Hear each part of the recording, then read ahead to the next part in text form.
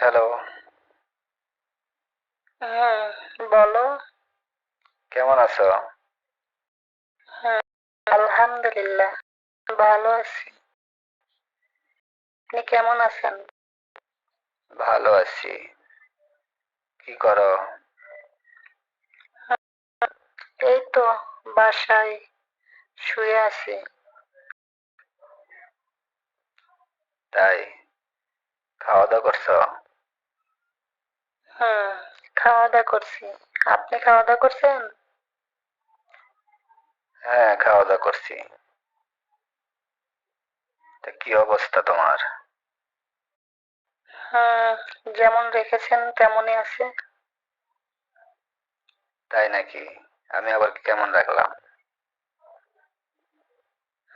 আপনি তো জানেন আমাকে কেমন রেখেছেন।